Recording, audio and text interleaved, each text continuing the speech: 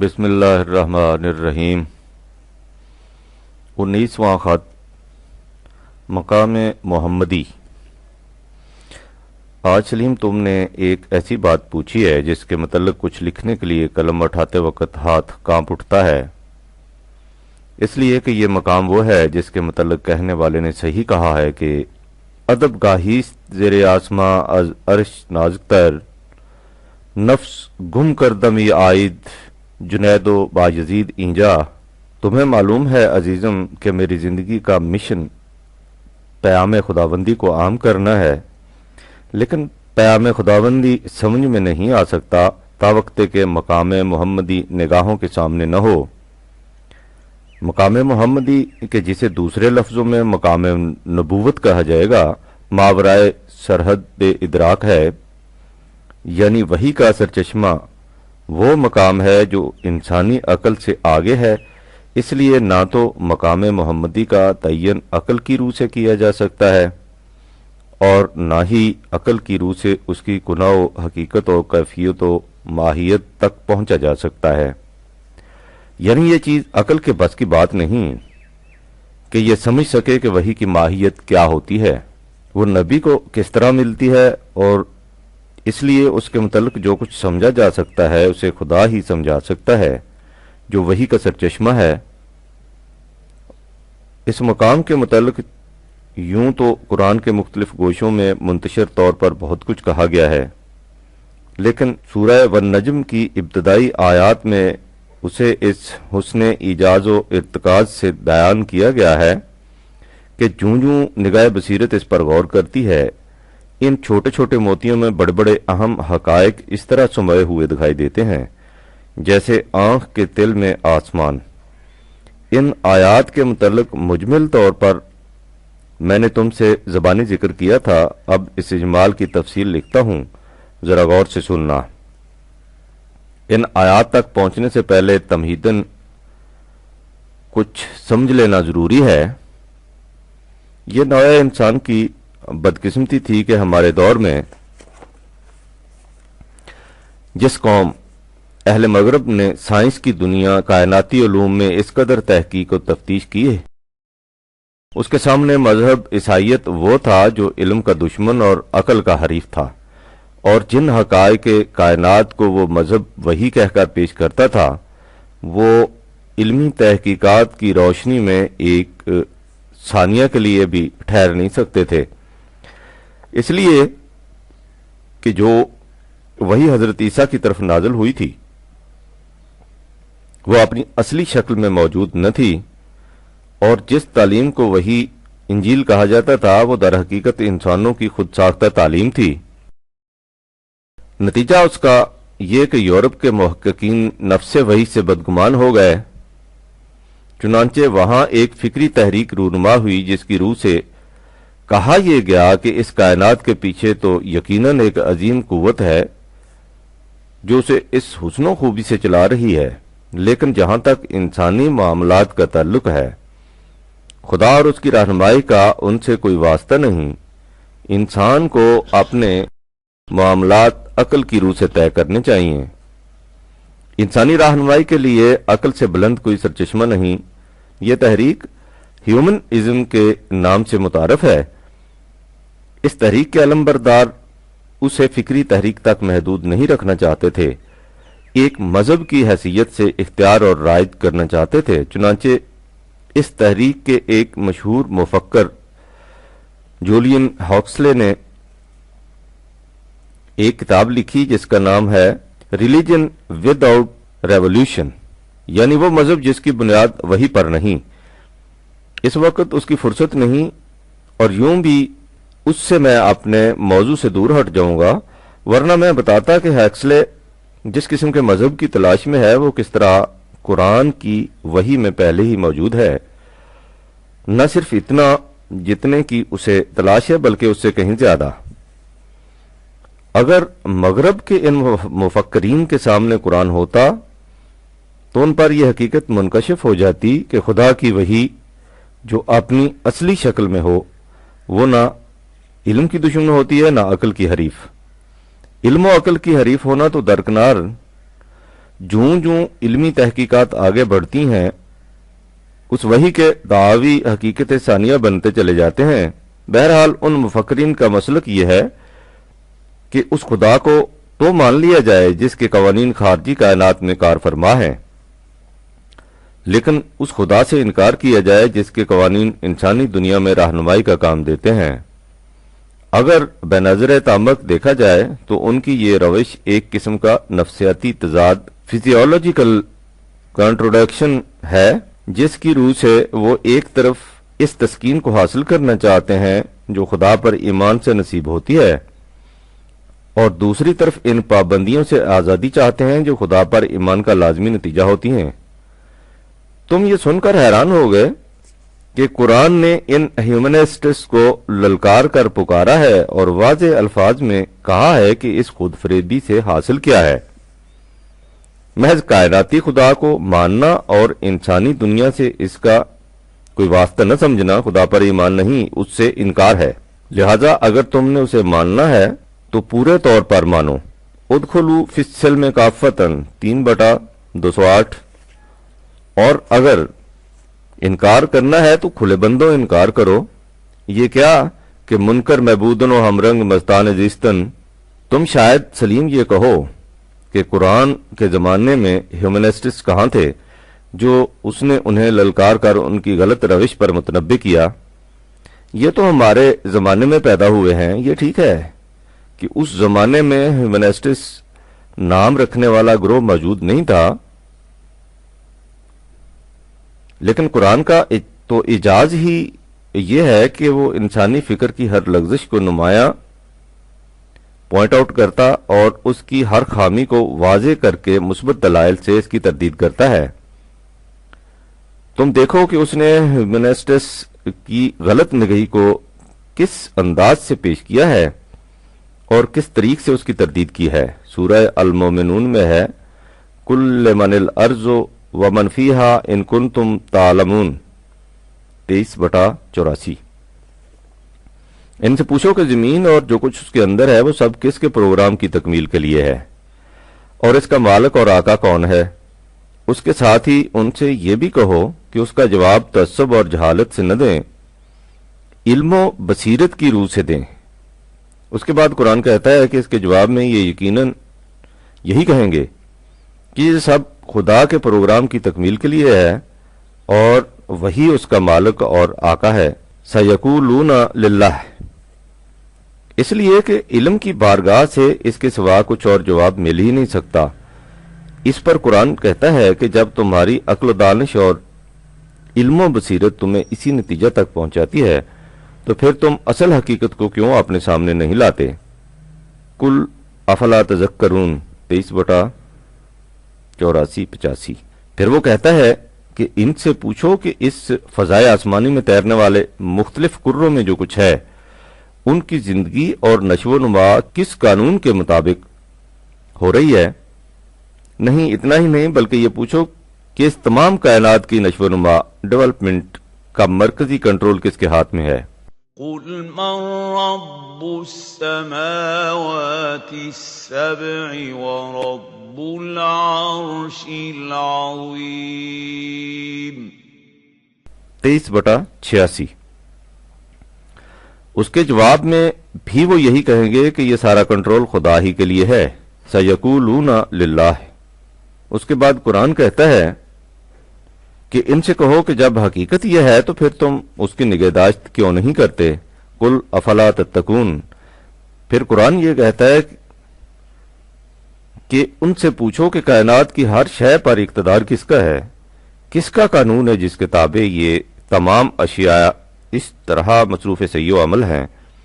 وہ کون ہے جس کی طرف ہر شے اپنی حفاظت کے لیے پناہ ڈھونڈتی ہے، اور جو اس کے قانون کی خلاف ورزی کرے اسے کہیں پناہ نہیں مل سکتی؟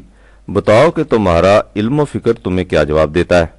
قل من بيده ملكوت كل شيء وهو يجير ولا يجار عليه إن كنتم تعلمون،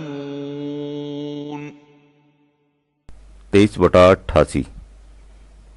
وہ کہتا ہے کہ اس کے جواب میں بھی یہ یہی کہیں گے کہ یہ سب کچھ خدا ہی کے قانون کے مطابق ہو رہا ہے۔ سیقولون للہ۔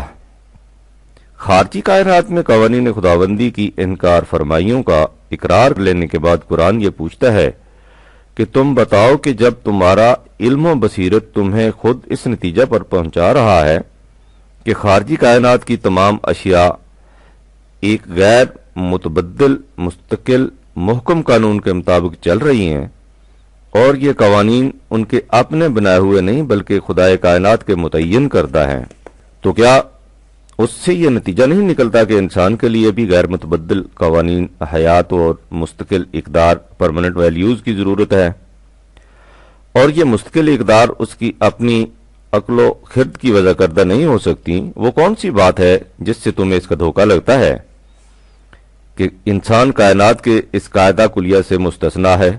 فَأَنَّا تُسْحَرُونَ 23/89۔ کیا انسان بھی اسی کائنات کا جزو نہیں؟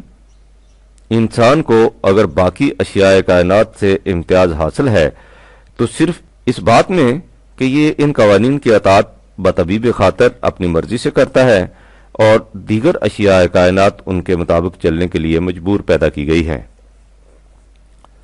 انسان کے معاملہ میں یہ صورت نہیں کہ اسے مستقل قوانین کی ضرورت ہی نہیں یا یہ ان قوانین کو خود وضع کر سکتا ہے۔ یہ قوانین خدا ہی کی طرف سے مل سکتے ہیں۔ بل اتیناہم بالحق، ہم ہی انہیں اٹل اور غیر متبدل قوانین دے سکتے ہیں۔ اگر یہ ان قوانین سے انکار کرتے ہیں اور خارجی دنیا میں خدا کی کبریائی پر ایمان لاتے ہیں تو یہ اپنے دعوی ایمان میں جھوٹے ہیں۔ وَإِنَّهُمْ لَكَاذِبُونَ 23/90۔ تم نے غور کیا سلیم کہ قرآن کس طرح ہیومنسٹس کے اس مسلک کی تردید کرتا ہے کہ خارجی کائنات میں خدا کی خدائی کو تسلیم کر لیا جائے لیکن انسانی دنیا میں اس کی طرف سے رہنمائی کی ضرورت نہ سمجھی جائے۔ وہ ایسے خدا پر ایمان کو ایمان ہی تسلیم نہیں کرتا۔ خدا پر ایمان کے معنی یہ ہے کہ انسانی دنیا میں بھی خدا کی طرف سے عطا کردہ قوانین کی ضرورت سمجھی جائے اور اس کی رہنمائی کے مطابق زندگی بسر کی جائے۔ قرآن نے یہ کچھ 1400 سال پہلے کہا تھا، لیکن اب مغرب کے مفکرین ہیومنسٹس کے مسلک کی بنیادی غلطی کو محسوس کر کے خود اس نتیجہ پر پہنچ رہے ہیں کہ خدا کو ماننے کے معنی ہی یہ ہے کہ اس کی رہنمائی پر ایمان لایا جائے۔ چنانچہ ہمارے دور کا ایک عظیم طبیعیاتی فزیکسٹ ایڈنگٹن اپنی کتاب science and the unseen world میں لکھتا ہے کہ اصل سوال خدا کی ہستی کا نہیں بلکہ اس امر کا یقین ہے کہ خدا بذریعہ وحی انسانوں کی رہنمائی کرتا ہے۔ اوسپینس کی اس حقیقت کو اور بھی واضح الفاظ میں بیان کرتا ہے جب وہ کہتا ہے کہ اگر وحی کا تصور نہ ہو تو مذہب ہی باقی نہیں رہتا، اور مذہب میں کوئی عنصر تو ایسا ہوتا ہے جو فکر انسانی کے احاطے سے باہر ہو۔ اس لیے اگر یہ کوشش کی جائے کہ جن باتوں کو انسانی عقل اچھا سمجھتی ہے انہیں ایک جگہ اکٹھا کر کے اس کا نام مذہب رکھ لیا جائے تو اسے کچھ حاصل نہ ہوگا۔ ایسی کوششوں کا نتیجہ مذہب نہیں بلکہ ایک ذبح حال فلسفہ ہوگا، new model of the universe. تم نے غور کیا سلیم کہ خود مغرب کے مفکرین کس طرح خدا کے ساتھ وحی کی ضرورت کو لا ينفک قرار دے رہے ہیں؟ یعنی ان کے نزدیک مقام نبوت کے بغیر مذہب کا تصور ہی ممکن نہیں۔ اب دیکھو قرآن نے مقام نبوت کو کن الفاظ میں سمجھایا ہے، لیکن یہاں پھر چند الفاظ تمہیداً ضروری ہیں۔ اسی ہیکسلے نے اگست 1956 میں نیو یارک میں ایک تقریر کے دوران میں کہا تھا کہ وہ جس مذہب کی تلاش کر رہا ہے اس کے لیے یہ ضروری ہے کہ اسے پیش ایسے انداز میں کیا جائے جو ایک طرف ایسا سلیس اور سادہ ہو کہ عام سطح کے انسان بھی اس سے نفع اندوز ہو سکیں، اور دوسری طرف اس قدر عمیق اور پرمانی کے بلند پایا مفکر بھی اس سے مطمئن ہو جائے۔ تم دیکھو کہ قرآن کریم اس معیار پر بھی کس طرح پورا اترتا ہے۔ اس نے بات یہ بھی سمجھانی ہے کہ جس طرح خارجی کائنات میں ہر شے ایک غیر متبدل قانون کے تابع سرگرم عمل ہے اور وہ قانون اس کا اپنا وضع کردہ نہیں، اسی طرح انسان کے لیے بھی اسی قسم کے غیر متبدل قوانین کی ضرورت ہے جو اسے وحی کی روح سے ملے۔ قرآن نے یہ بات سمجھانی تھی اور سب سے پہلے سمجھانی تھی اس قوم کو جو نہ کارگاہ کائنات کے نظم و نسق سے واقف تھی، نہ سائنٹیفک تحقیقات سے آشنا۔ اس قوم کی علمی سطح کیا تھی؟ اس کا اندازہ اس سے لگاؤ کہ وہ قوم آج سے 1400 سال پہلا کے زمانے میں تھی۔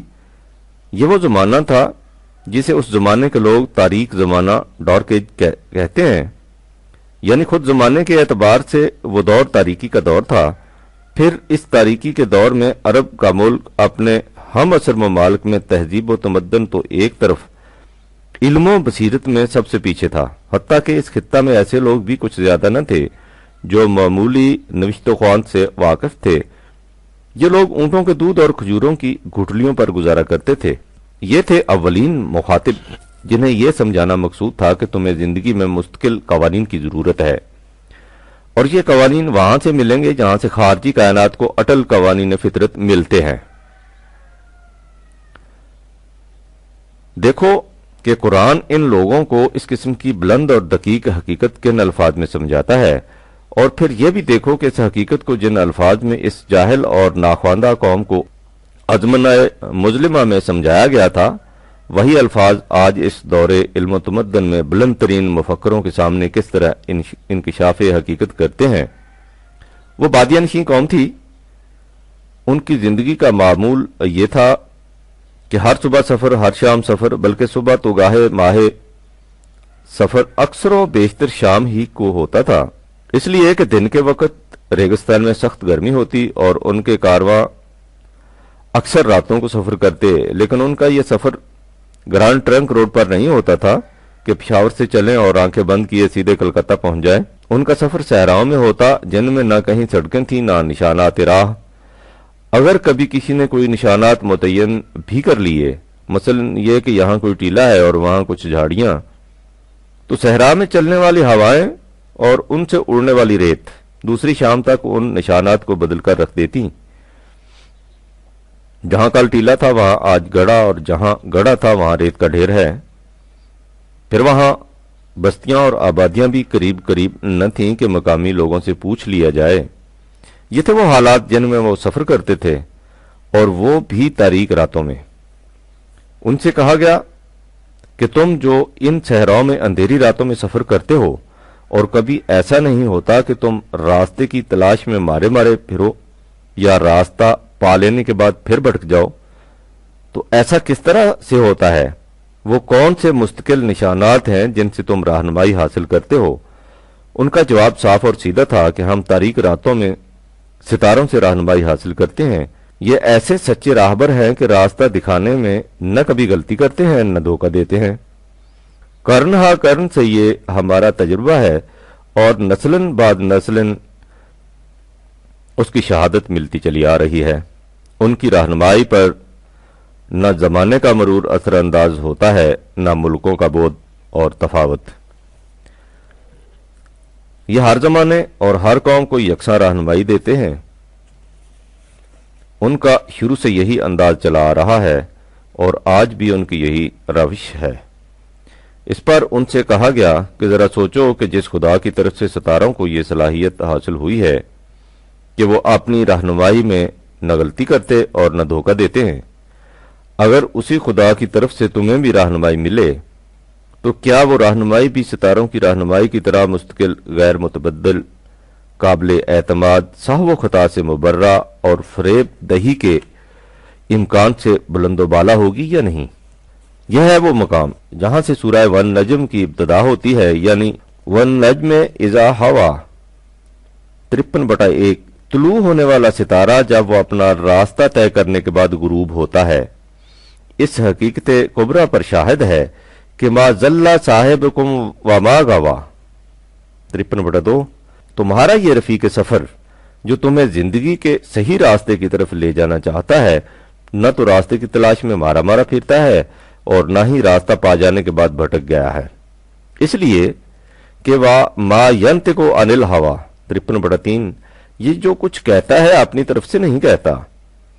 ان ہوا الا وحی یوحیٰ 53/4 یہ صرف اس وحی کو بیان کرتا ہے جو خدا کی طرف سے اس کو دی جاتی ہے۔ انسانی خیالات کی تو یہ کیفیت ہوتی ہے کہ وہ ہر آن بدلتے رہتے ہیں۔ زماں زماں شکنت آنچمی تراشد عقل، جو باتیں ہم بچپن میں کرتے ہیں ذرا آگے بڑھ کر دیکھیے تو ان پر خود ہی بے اختیار ہنسی آ جاتی ہے۔ جوانی کے جن فیصلوں کو ہم عقل و تدبیر و دانش و بینش کا کمال سمجھتے ہیں، 5-7 برس کے بعد وہ چند نادانیوں سے زیادہ کچھ دکھائی نہیں دیتے۔ اس کے بعد علم و تجربہ میں کچھ پختگی آنے لگتی ہے تو بڑھاپا آ جاتا ہے جس میں قرآن کے الفاظ میں عقل اوندھی ہو جاتی ہے۔ یہ کیفیت تو عمر کے مختلف منزلوں میں ہوتی ہے۔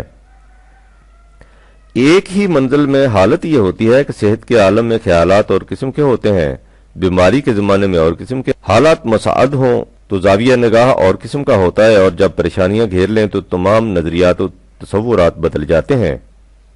غصے کے عالم میں ہمارے خیالات اور قسم کے ہوتے ہیں اور سکون کی حالت میں اور قسم کے۔ یہ حالت تو افراد کی ہے، اگر قوموں کی زندگی پر نگاہ ڈالی جائے تو وہاں بھی یہی کیفیت دکھائی دیتی ہے۔ جن باتوں کو کوئی قوم 100 سال پہلے علم و دانش کی معراج سمجھتی تھی، آج وہ خود ان پر ہنستی ہے۔ لہذا جو شخص اپنے خیالات سے کوئی بات کہے گا وہ اس کی طبعی کیفیات اور ذہنی اور قلبی میلانات سے متاثر اور اس کے زمانے کے احوال و ظروف سے متسم ہوگی، اس لیے وہ کبھی مستقل اقدار نہ بدلنے والے قوانین کا تعین نہیں کر سکے گا۔ یہ چیز صرف اس سرچشمہ سے مل سکے گی جو زمان و مکان کے ہر قسم کے اثرات سے مبرہ ہو اور قلبی و ذہنی عواطف و میلانات کی رنگینی سے معرہ۔ اسے وہی کہتے ہیں۔ انہی حقائق کو قرآن کریم نے دیگر مقامات پر بھی بیان کیا ہے۔ ستاروں کی رہنمائی کے متعلق سورہ انعام میں ہے، وَهُوَ الَّذِي جَعَلَ لَكُمُ النُّجُومَ لِتَهْتَدُوا بِهَا فِي ظُلُمَاتِ الْبَرِّ وَالْبَحْرِ قَدْ فَصَّلْنَا الْآيَاتِ لِقَوْمٍ يَعْلَمُونَ 6/98 اللہ وہ ہے جس نے تمہارے فائدے کے لیے ستاروں کو اس انداز سے بنایا کہ تم اس سے زمین اور سمندر کے سفر کی تاریکیوں میں رہنمائی حاصل کر سکو۔ سورہ واقعہ میں کہا ہے کہ فلا اقسم بے مواقع النجوم 56/75 نہیں، بات یوں نہیں جس طرح تم اپنے ذہن میں خیال کیے ہوئے ہو، بات کچھ اور ہے۔ اس کے لیے میں ستاروں کی گزرگاہوں، ان کے طلوع و غروب کے مواقع کو شہادت میں پیش کرتا ہوں۔ وَإِنَّهُ لَقَسَمٌ لَوْ تَعْلَمُونَ عظیم 56/76 اور اگر تم علم و بصیرت کی بارگاہ سے پوچھو تو وہ تمہیں بتائے گی کہ یہ شہادت کس قدر عظیم ہے۔ یہ شہادت کس امر کی ہے؟ اس امر کی کہ اِنَّهُ لَقُرْآنٌ کریم 56/77 یہ حقیقت ہر قسم کے شک و شبہ سے بالا ہے کہ یہ قرآن نوع انسان کے لیے بڑا ہی نفع رساں اور عزت بخش ہے۔ فی کتاب مکنون 56/78 اس کے حقائق غیر متبدل ہیں اور وہ خود بھی ایک محفوظ کتاب کے اندر ہے، اس لیے اس کے حروف و الفاظ میں بھی کوئی تغیر و تبدل نہیں ہو سکتا۔ حقائق کو دوسروں تک پہنچانے کا ذریعہ الفاظ ہی ہوتے ہیں۔ اگر الفاظ میں تبدیلی ہو جائے تو حقائق میں بھی تبدیلی ہو جاتی ہے، لیکن اس کے ساتھ ایک اور شرط بھی ہے، اور وہ یہ کہ الفاظ کا صحیح مفہوم بھی اسی صورت میں سمجھ میں آ سکتا ہے جب ان الفاظ کو خالی الذہن ہو کر سمجھا جائے۔ اگر انسان پہلے سے اپنے ذہن میں کوئی خاص خیالات اور تصورات لے کر قرآن کی طرف آئے تو قرآنی حقائق اپنی اصلی اور بلا آمیزش شکل میں سامنے نہیں آ سکیں گے۔ اس کے لیے تطہیر فکر و نظر نہایت ضروری ہے۔ لا یمسہ الا المطہرون 56/79 اس کے حقائق کو صرف وہی پا سکتے ہیں جن کا قلب و دماغ غیر قرآنی تصورات سے پاک ہو، جن کا ادراک بے رنگ ہو۔ پھر جس طرح ستاروں کی رہنمائی تمام اقوام عالم اور جملہ ممالک دنیا کے لیے یکساں ہے، اسی طرح قرآن کی رہنمائی بھی زمان و مکان کی حدود سے بے نیاز اور تمام نوع انسانی کے لیے یکساں ہے، اس لیے کہ یہ اس خدا کی طرف سے نازل ہوا ہے جو پورے عالم انسانیت کا نشو و نما دینے والا ہے۔ تنزیل من رب العالمین 56/80۔ اس کے بعد قرآن کہتا ہے کہ افا بہذا الحدیث انتم مدہنون 56/81۔ ذرا سوچو کہ تم اس قسم کے محکم غیر متبدل یقینی ستاروں کی طرح واضح اور روشن ضابطہ حیات کو جھٹلاتے ہو، اس سے ادھر ادھر پھسلنا چاہتے ہو، اس میں کمی بیشی کر کے مداحنت اور مفاہمت کمپرومائز کی راہیں تراشنے کی کوشش کرتے ہو۔ تم چاہتے ہو کہ اس میں تمہاری مرضی کے مطابق تھوڑا سا رد و بدل کر دیا جائے۔ بتاؤ کہ اگر ستارے لوگوں کی خواہش کے مطابق اپنے راستے بدلنے لگ جائیں تو مسافروں کا کیا حشر ہو؟ اور ایسی روش تم اختیار کیوں کرتے ہو؟ محض اس لیے کہ تم نے مذہبی پیشوائیت کو اپنے لیے ذریعہ معاش روٹی کا آسرا بنا رکھا ہے اور قرآنی مسلک اختیار کرنے سے وہ چھن جاتی ہے۔ وَتَجْعَلُونَ رِزْقَكُمْ أَنَّكُمْ تُكَذِّبُونَ 56/82۔ ذرا سوچو کہ کس قدر پست مقصد کی خاطر تم اتنی بلند حقیقت کو جھٹلاتے اور مداحنت اختیار کرتے ہو۔ اسی طرح سورہ تکویر میں فلا اقسم بالخنس، میں یہ باتیں یوں ہی بیان نہیں کر رہا، اس حقیقت پر سارا نظام کائنات شاہد ہے۔ اس پر شاہد ہیں وہ ستارے جو دبے پاؤں آہستہ آہستہ پیچھے ہٹتے رہتے ہیں، الجوار الکنس، اور وہ تیز خرام ستارے جو اپنی اپنی منزل طے کر کے چھپ جاتے ہیں، واللیل اذا عسعسا، اور رات جو خاموشی سے آتی ہے اور خاموشی سے چلی جاتی ہے، والصبح اذا تنفسا 81/15-18، اور صبح جب وہ حیات نو کا پیغام لے کر نمودار ہوتی ہے۔ یہ سب مظاہر کائنات اس حقیقت پر شاہد ہیں کہ انہو لقول رسول کریم، جو ہماری وحی کی بات تم سے کہہ رہا ہے وہ ہمارا بھیجا ہوا پیغمبر ہے اور نہایت معزز پیغمبر، ذی قوت عند ذی العرش مکین 81/19-20۔ اسے اس خدا کی طرف سے بڑی قوتیں عطا ہوئی ہیں جو کائنات کے مرکزی کنٹرول کا مالک ہے۔ بہرحال یہ وہ انداز جس سے قرآن نے اس صحرا نشین قوم کو اتنی بلند اور ایسی لطیف حقیقت سے آگاہ کیا۔ اگر تم نے دیکھنا ہو کہ ستاروں کی انہی گزرگاہوں سے دور حاضر کے بلند پایا سائنسدان کس طرح ان حقائق تک پہنچتے ہیں تو کم از کم سر جیمز جینس کی مشہور کتاب دا مسٹیریس یونیورس یا دا اسٹرے وے آف ہیونز کو دیکھو اور غور کرو کہ عصر حاضر کا یہ سب سے بڑا ماہر فلکیات اس محیر العقول کارگاہ سماوی کے مطالعہ اور مشاہدہ کے بعد خدا کے بلند و بالا قانون کی عظمت و جلال کے سامنے کس طرح سجدریز ہو جاتا ہے۔ وہ ان اجرام فلکی کی نقل و حرکت کو اپنی آنکھوں سے دیکھ کر اعلی وجہ البصیرت پکار اٹھتا ہے کہ قانون خداوندی کے محکم اور غیر متبدل ہونے پر ستاروں کی شہادت فی الواقع ایک عظیم شہادت ہے۔ وَإِنَّهُ لَقَسَمٌ لَوْ تَعْلَمُونَ عظیم۔ اب سلیم آگے بڑھو، ہمارے ہاں معاشرے کی جو حالت ہو رہی ہے وہ سب پر عیاں ہے۔ لوگوں کے دلوں میں قانون کا احترام بہت کم رہ گیا ہے۔ قانون کی کتابوں کو دیکھو تو وہ اعلیٰ درجے کے قوانین سے بھری پڑی ہیں، لیکن افراد معاشرہ کو دیکھو تو قانون پر عمل بہت کم ہو رہا ہے۔ چوری نہ کرو، جھوٹ نہ بولو، کسی کو فریب نہ دو، کسی سے 420 نہ کرو، بلیک مارکیٹ سے مجتنب رہو، وغیرہ وغیرہ۔ تمام قوانین اور ہدایات موجود ہیں لیکن ان پر عمل کوئی نہیں کرتا۔ یہی نہیں کہ ان پر عمل نہیں ہوتا، حالت یہاں تک پہنچ چکی ہے کہ جو شخص دیانتدار اور صداقت پسند رہنا چاہتا ہے اسے قدم قدم پر مشکلات کا سامنا کرنا پڑتا ہے۔ تم اس صورت حالات کا تذکرہ کسی ذمہ دار اہل حل و عقد سے کرو، وہ فوراً کہہ دے گا کہ کیا کیا جائے، قانون تو موجود ہے لیکن اس کے نافذ کرنے کی مشینری بہت کمزور اور ناقص ہو چکی ہے، اس لیے معاشرے میں ہر طرف فساد ہی فساد برپا ہے۔ اس سے ظاہر ہے کہ صرف اچھے قانون کا ہونا کافی نہیں، اس قانون کے پیچھے قوت نافذہ کا ہونا بھی ازبس ناگزیر ہے اگر قوت نافذہ کمزور ہو تو قانون کوئی نتیجہ پیدا نہیں کر سکتا، اثر نہ ہو تو کلیمی ہے کار بے بنیاد۔ اپنے معاشرے کے برعکس خارجی کائنات پر غور کرو اور دیکھو کہ وہاں فطری قوانین کے حسن و خوبی سے کار فرما ہیں۔ فلک کی پنہائیوں میں تیرنے والے ان عظیم کروں کو دیکھو، ہر ایک اپنے اپنے دائرے میں کس نظم و ضبط کے ساتھ مصروف سعی و عمل ہے۔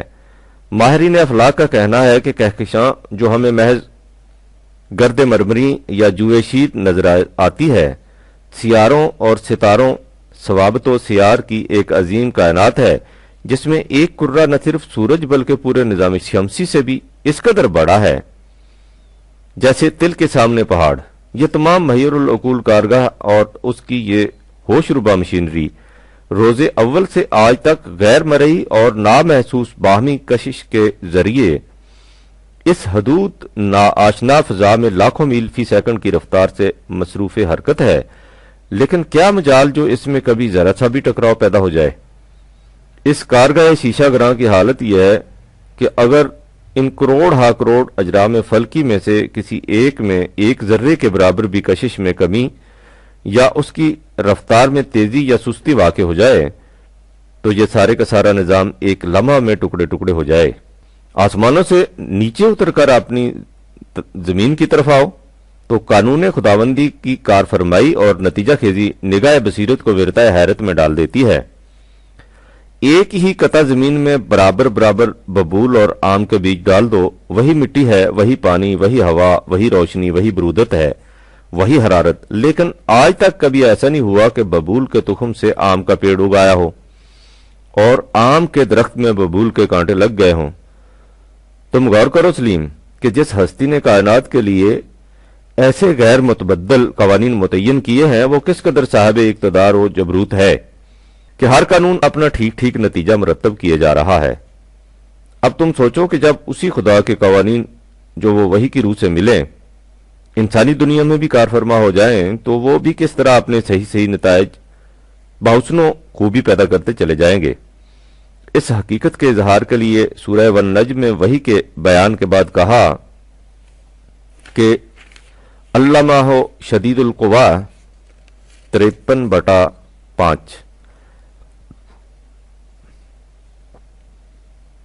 نبی کو اس وحی کا علم اس ہستی نے دیا ہے جو بڑی زبردست قوتوں کی مالک ہے، وہ ذو القوت المتین 51/58 ہے۔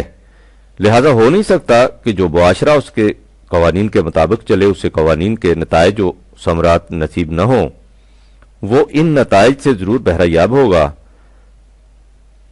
لا یخلف اللہ المیعاد 39/20۔ اللہ کے وعدے ضرور پورے ہو کر رہا کرتے ہیں۔ اب اور آگے چلو۔ کائنات کی مشینری کا ہر پرزہ اس لیے مصروف سرگردانی ہے کہ ہر شے کی مضمر صلاحیتوں پوٹینشیلٹیز کی پوری نشو و نما ڈیولپمنٹ ہو سکے۔ ابرباد و ماہ خورشید سب اس لیے مصروف کار ہیں کہ رائی کا ایک ننھا سا دانہ پودا بن کر 700 دانے پیدا کرے۔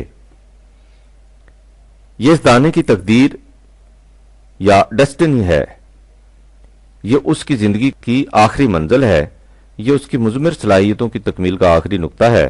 لہذا خدا کا کائناتی قانون اس حسن و خوبی سے اس لیے سرگرم عمل ہے کہ ہر شے کی ربوبیت پرورش نشو و نما ہوتی چلی جائے، وہ اپنے نقطہ آخری تک جب پہنچے اس کی صلاحیتوں کی تکمیل ہو جائے۔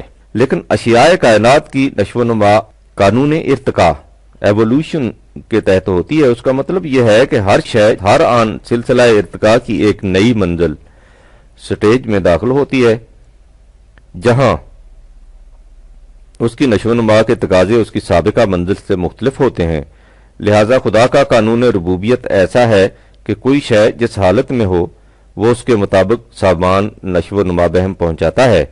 یسألہ من فی السماوات والارض، کائنات کی پستیوں اور بلندیوں میں جو کچھ ہے اپنی نشو و نما کے لیے سب خدا کی ربوبیت کا محتاج ہے، اور ان میں سے ہر چیز کی حالت یہ ہے کہ کل یومن هو فی شان 55/29، وہ ہر آن ایک نیا انداز لیے ہوئے ہوتی ہے۔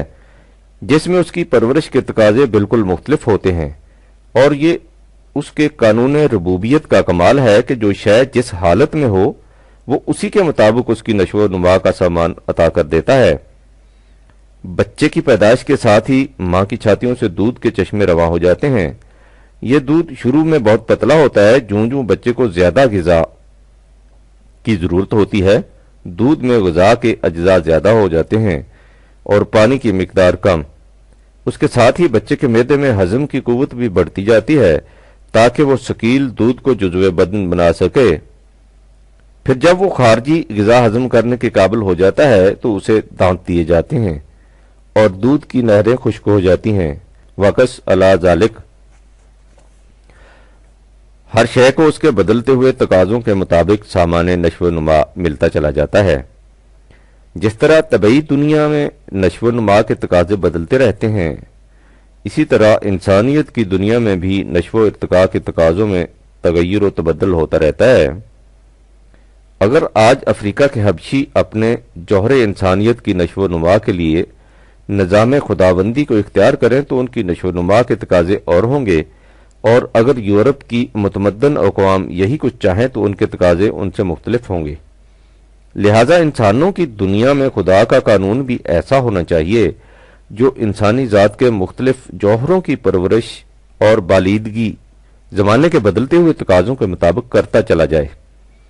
اس کے لیے فرمایا کہ وہی کا قانون جو اپنی نتیجہ خیزی میں حتمی اور یقینی واقع ہوا ہے، اس خدا کا قانون ہے جو ذو مرتن 53/6 ہے، یعنی زندگی کی تمام گزرگاہوں کا مالک، زمان اور مکان دونوں اعتبار سے انسانی زندگی کے تمام بدلتے ہوئے تقاضوں سے باخبر اور ان کی نشو و نما کا پورا انتظام کرنے والا رب العالمین۔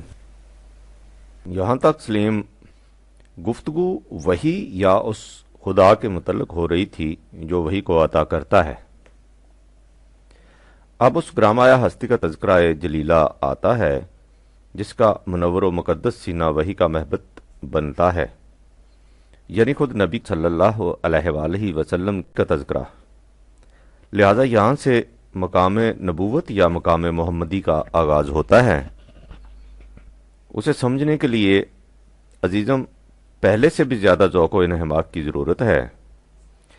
آج کل ہم مسلمانوں میں کچھ لوگ ایسے بھی ہیں جو یہ سمجھتے ہیں کہ نبی کا کام صرف اس قدر ہے کہ وہ خدا کی طرف سے حاصل کردہ وحی کو دوسروں تک پہنچا دے اور بس، یعنی وہ پیغام خداوندی کو دوسروں تک پہنچا دیتا ہے تو اس کے بعد اس کی کوئی حیثیت باقی نہیں رہتی۔ ان کے خیال کے مطابق یوں سمجھیے کہ نبی کی حیثیت معاذ اللہ ایک ریڈیو سیٹ کی سی ہوتی ہے جو کچھ براڈ کاسٹنگ ہاؤس سے براڈ کاسٹ نشر ہوتا ہے، یہ سیٹ اسے اخذ کر لیتا ہے اور بینا ہی اسی طرح دوسروں تک پہنچا دیتا ہے۔ جب براڈ کاسٹنگ ہاؤس سے کچھ نشر نہیں ہوتا تو ریڈیو محض ایک لکڑی کا ڈبہ رہ جاتا ہے۔ اس کے علاوہ بعض لوگوں کو ایک اور غلطی بھی لگتی ہے، وہ یہ سمجھتے ہیں کہ وحی چونکہ اکتسابی چیز نہیں بلکہ وحبی ہے، یعنی وحی میں نبی کے اپنے کسب و ہنر کا کوئی دخل نہیں ہوتا بلکہ یہ علم اسے خدا کی طرف سے ملتا ہے، اس لیے نبی میں کسی ذاتی حیثیت اور قابلیت کی ضرورت نہیں ہوتی۔ خدا نے اپنی وحی کسی نہ کسی کے ذریعے انسانوں تک پہنچانی ہوتی ہے، اس لیے اس مقصد کے لیے جو انسان بھی اس کے سامنے آ جائے وہ اس کے ذریعے انسانوں تک پہنچا دیتا ہے۔ یہ ہے وہ خیال جس کا مظہر وہ شعر ہے جو ہمارے ہاں بڑا مقبول ہے اور جسے تم نے بھی کئی بار گنگنایا ہوگا، یعنی خدا کی دین کا موسیٰ سے پوچھئے احوال، آگ لینے کو جائیں پیغمبری مل جائے۔ یعنی اللہ تعالیٰ کے پروگرام کے مطابق وہ وقت آ چکا تھا کہ خدا کی وحی بنی اسرائیل تک پہنچا دی جاتی۔ اس وقت اتفاق سے حضرت موسیٰ آگ کی تلاش میں ادھر آ نکلے تو اللہ میاں نے تاج نبوت ان کے سر پہ رکھ دیا۔ اگر اس وقت ان کی جگہ کوئی اور وہاں جا پہنچتا تو یہی پیغمبری اسے مل جاتی۔ یہ خیال بھی بنیادی طور پر غلط ہے اور مقام نبوت سے اکثر بے خبری کا نتیجہ۔ اس کی وضاحت کے لیے خود حضرت موسیٰ کی مثال سامنے لاؤ، جن کے متعلق نہایت بے تکلفی سے کہہ دیا جاتا ہے کہ آگ لینے کو گئے اور پیغمبری مل گئی۔ سنو کہ اللہ تعالیٰ ان کے منصب نبوت پر سرفراز ہونے کے سلسلہ میں کیا کہتا ہے۔ جب حضرت موسیٰ کو وحی سے نوازا گیا اور ان سے فرعون کے خلاف جس مہم پر جانے کے لیے کہا گیا تھا اس کے لیے ان کی طرف سے پیش کردہ متعدد درخواستیں منظور کر لی گئیں، تو حضرت موسیٰ کی پیشانی فطری طور پر احساس سپاس گزاری سے بدرگاہ رب العزت جھک گئی۔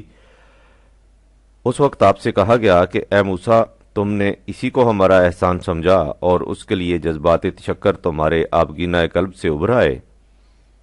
تمہیں معلوم نہیں کہ یہ سلسلہ احسانات کب سے شروع ہے؟ اس کے لیے تمہیں بہت پیچھے جانا ہوگا۔ یہ سلسلہ تو اسی دن سے شروع ہو گیا تھا جب تم پیدا ہوئے تھے۔ وَلَقَدْ مَنَنَّا عَلَيْكَ مَرَّةً أُخْرَى 20/37۔ جب ہم نے تمہاری ماں کی طرف حکم بھیجا تھا کہ تمہیں ایک صندوق میں لٹا کر دریا میں بہا دے، اس نے اس حکم کی تعمیل کی اور تمہارا صندوق فرعون کے محلات میں جا پہنچا۔ اس طرح ہم نے اس کا انتظام کر دیا کہ تمہاری پرورش فرعون کے محلات میں ہو۔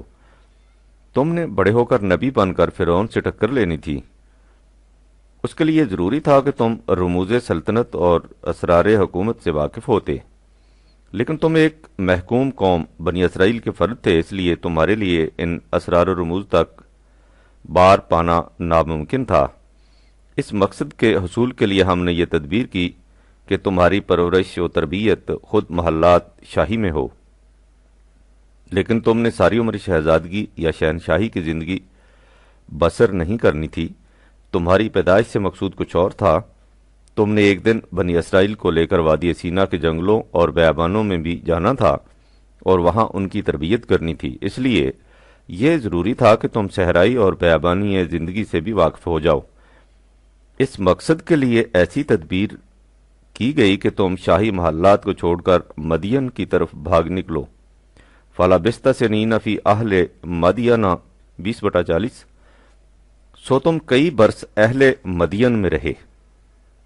اس طرح جب تم ان تمام مراحل سے گزرے تو ثم جئت علی قدر یا موسیٰ 20/40، تب کہیں جا کر تم ہمارے پیمانے پر پورے اترے۔ وَاسْتَنَعْتُكَ لِنَفْسِي 20/41۔ اس طرح ہم نے تمہیں اپنے ایک مقصد کے لیے بے کمال حسن و خوبی تیار کیا، اور جب تم اس طرح سے اس مقصد بلند کے قابل ہو گئے تو تمہیں وحی عطا ہوئی۔ یہ نہیں کہ تم یوں ہی آگ لینے کو ادھر آ نکلے اور ہم نے نبوت کا تاج تمہارے سر پر رکھ دیا۔ اس سے ظاہر ہے کہ ایک ہونے والے نبی کو پہلے ہی دن سے منصب نبوت کے لیے تیار کیا جاتا ہے۔ یہ الگ بات ہے کہ اسے خود اس کا علم نہیں ہوتا۔ وَمَا كُنْتَ تَدْرِي مَا الْكِتَابُ وَلَا الْإِيمَانُ 42/52۔ اس لیے کہ نبی کے اپنے کسب و ہنر کو اس میں کچھ دخل نہیں ہوتا، لیکن نبی کے سینے کو ایسی گراں بہا متاع کا امین بننے کے لیے خاص طور پر تیار کیا جاتا ہے۔ اس مقصد عظیم کے لیے نبی اکرم کی ذات اقدس میں کیا کیا خصوصیتیں پیدا ہوئی تھیں، سورہ والنجم کی اگلی آیات میں ان کا ذکر ہے۔ اس کے لیے قرآن نے سب سے پہلے ایک لفظ استعمال کیا ہے، فاستویٰ 53/6۔ دیکھنے کو تو یہ ایک چھوٹا سا لفظ ہے، لیکن معنویت کے اعتبار سے اس قدر جامع ہے کہ انسانی ذات کے معراج کبریٰ کی ساری تابانیاں اس کے اندر مرتکز ہو گئی ہیں۔ اس کے مفہوم کے لیے یوں سمجھو جیسے دور حاضر کی اصطلاح میں کہتے ہیں بیلنسڈ پرسنالٹی، وہ ذات جس میں انسانیت کی مضمر صلاحیتیں مکمل طور پر نشو و نما پا کر پورے اعتدال اور حسن توازن و تناسب کے ساتھ جمع ہوں، جس میں انسانی قوتیں اور جوہر انتہائی اعتدال کے ساتھ جلوہ فرما ہوں۔ سلیم، تم سوچو کہ ارتقاء شرف انسانیت میں اس سے بڑا مقام اور کون سا ہو سکتا ہے۔ یہ ہے وہ پہلی خصوصیت کبریٰ جس سے مقام محمدی کی ابتدا ہوتی ہے، یعنی حسن سیرت کی کمال زیبائی اور رعنائی، مختلف صفات انسانیہ کا پورا اعتدال۔ خدا نے خود اپنے متعلق اسماء الحسنہ کہا ہے تو اس کا بھی یہی مطلب ہے، یعنی وہ ذات جس میں تمام صفات اسماء اپنی مکمل صورت میں بائی انداز جمع ہوں کہ ان میں پورا تناسب پایا جائے۔ تناسب کا اعتدال ہی در حقیقت حسن ہے۔ حسن عمل بھی وہی ہے جس میں صحیح صحیح تناسب و اعتدال ہو۔ صحیح اعمال وہ ہیں جن میں صفات خداوندی کی جھلک ہو، لیکن ان میں اعتدال کا ہونا نہایت ضروری ہے۔ اسی لیے قرآن میں ہے وَلِلَّهِ الْأَسْمَاءُ الْحُسْنَى فَادْعُوهُ بِهَا، تمام صفات کامل اعتدال کے ساتھ حسن کارانہ انداز سے خدا کی ذات میں جمع ہیں، اسے انہی صفات کے ساتھ پکارو، یعنی اپنی ذات میں انہی صفات کو اجاگر کرو، لیکن پورے اعتدال و تناسب کے ساتھ۔ وَذَرُوا الَّذِينَ يُلْحِدُونَ فِي أَسْمَائِهِ 7/180، اور جو لوگ اس کی صفات میں افراط و تفرید سے کسی ایک طرف نکل جاتے ہیں ان سے کوئی واسطہ نہ رکھو۔ تم نے دیکھا کہ یہاں اعتدال پر کس قدر زور دیا گیا ہے، یعنی جو کسی ایک صفت خداوندی میں اعتدال کا دامن چھوڑ کر افراط اختیار کر لیتے ہیں وہ صحیح راستے پر نہیں۔ یہاں الحاد فی الاسماء کہا ہے، سورہ حامیم سجدہ میں الحاد فی الآیات یعنی آیات خداوندی میں کسی ایک طرف نکل جانے کو باطل کی راہ کہا ہے، 41/41۔ مومن وہ ہیں جو صراط مستقیم پر چلتے ہیں، یعنی توازن بدوش راہ جس میں افراط ہو نہ تفریط۔ یہی لوگ منعم علیہ ہیں، یعنی جنہیں زندگی کی تمام خوشگواریاں نصیب ہیں۔ اسی درخشندہ فہرست کا سرعنوان مقام محمدی ہے، جسے قرآن نے فاستاوا سے تعبیر کیا ہے، یعنی صفات خداوندی کو اعلی حد بشریت پورے اعتدال کے ساتھ لیے ہوئے۔ یہ ہوا سیرت کا کمال۔ اب آگے بڑھو، ارشاد ہے وَهُوَ بِالْأُفُقِ الْأَعْلَى 53/7۔ افق کے معنی زمین کے آخری کنارے کے ہے، اس میں وسعت کی انتہا آ جاتی ہے، اور جب اس کے ساتھ اعلیٰ کا لفظ آ جائے تو اس میں وسعتیں اور بلندیاں دونوں شامل ہو جاتی ہیں۔ تم سطح زمین پر کھڑے ہو کر دیکھو تو تمہاری افق وسعت نگاہ بہت قریب ہوگی۔ کسی اونچی عمارت پر کھڑے ہو کر دیکھو تو تمہاری افق کا دائرہ وسیع ہو جائے گا، اور جب تم کسی بلند ترین اعلیٰ مقام پر کھڑے ہو تو وسعت اپنی انتہا تک پہنچ جائے گی۔ لہذا بالافق الاعلی سے مراد ہے کہ نبی کا علم اپنی وسعتوں اور بلندیوں میں انتہا تک پہنچا ہوا ہوتا ہے۔ ہمارے ہاں عام طور پر نبی کے معنی پیشن گوئیاں کرنے والا یا خبریں دینے والا کیے جاتے ہیں، یعنی اسے نبا سے مشتق مانا جاتا ہے۔ نبوت کا یہ تصور در حقیقت یہودیوں کے ہاں سے آیا ہے۔ ان کے ہاں ہیکل معبد میں ایک بلند منصب کا حامل نبی کہلاتا تھا، جس کا کام لوگوں کو آنے والے واقعات کے متعلق خبریں دینا یا ان کی قسمت اور تقدیر بتانا تھا۔ چنانچہ یہودی لٹریچر میں جن نبیوں کے قصے درج ہیں وہ بالعموم ہیکل کے انہی منصبداروں سے متعلق ہیں۔ انگریزی میں اس لفظ نبی کا ترجمہ پروفٹ ہوا، یعنی پروفیسیز، پیشگوئیاں کرنے والا۔ قرآن کی روح سے نبی کے معنی اس سے مختلف ہیں۔ یہ لفظ نبوت سے مشتق ہے، جس کے معنی بلندی کے ہیں، لہذا نبی کے معنی ہیں جو بلند مقام پر کھڑا ہو۔ ہوا بالافق الاعلی یا افق المبین 81/23۔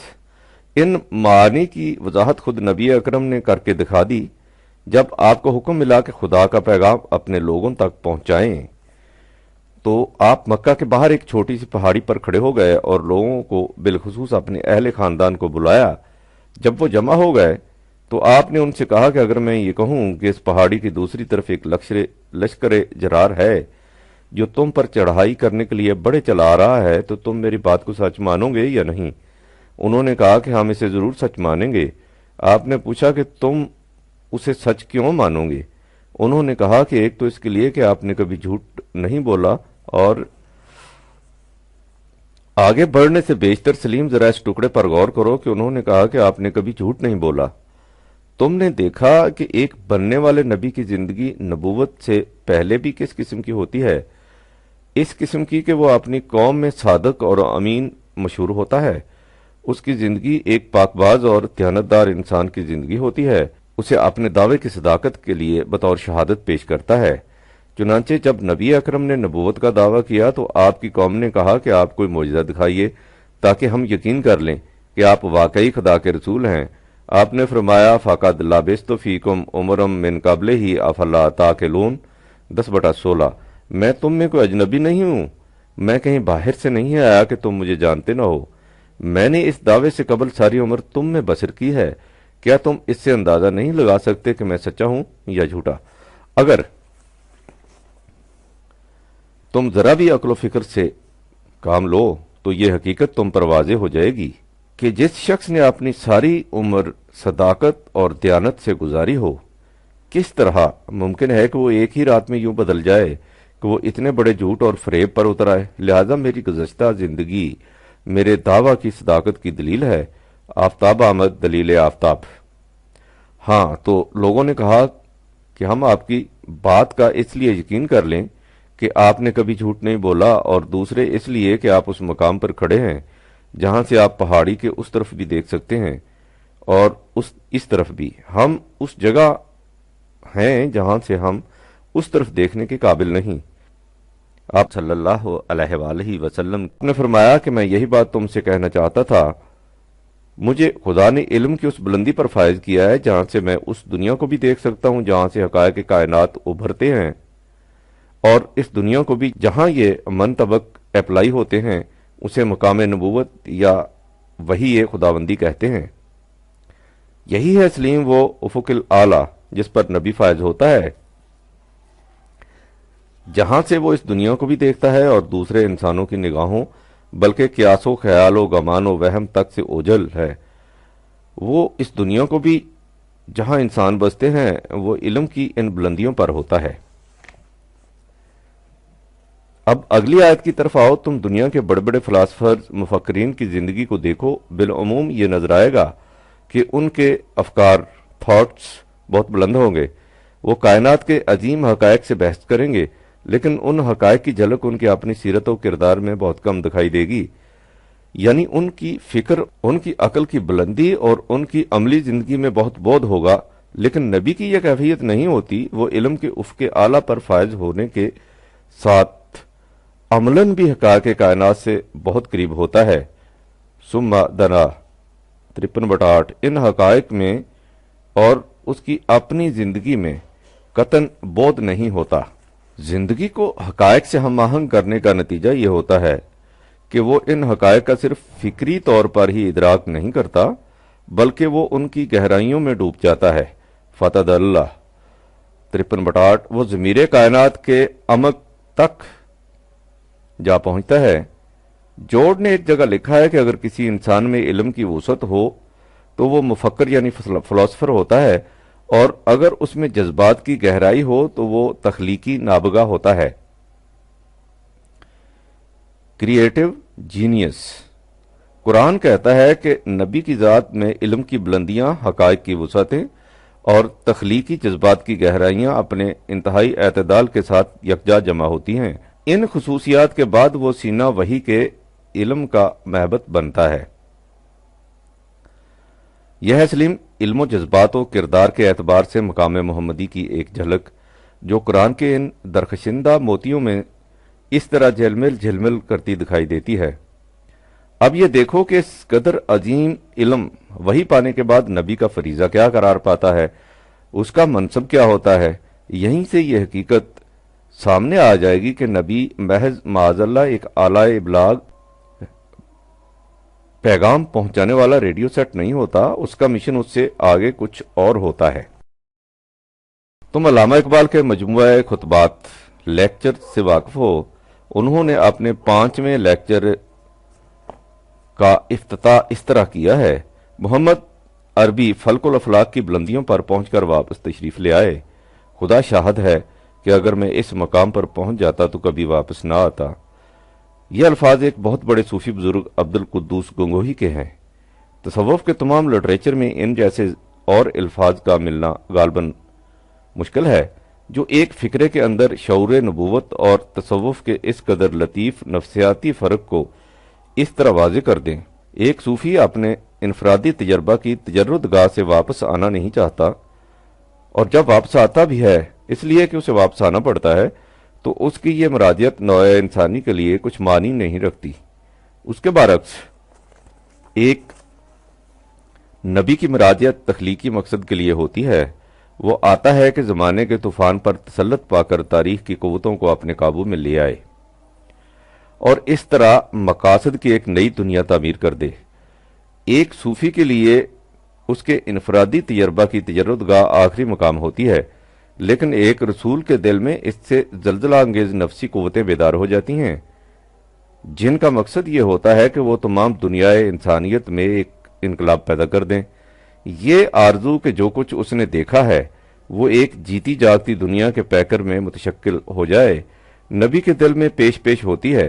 اسی لیے ایک صاحب وحی کے تجربہ کی قدر و قیمت جانچنے کا ایک طریقہ یہ بھی ہے کہ دیکھا جائے کہ اس نے انسانیت کو جس قالب میں ڈھالا ہے وہ کیسا ہے، اور اس کے پیغام کی روح سے جس قسم کے دنیائے ثقافت ابھر کر سامنے آ گئی ہے وہ کس انداز کی ہے۔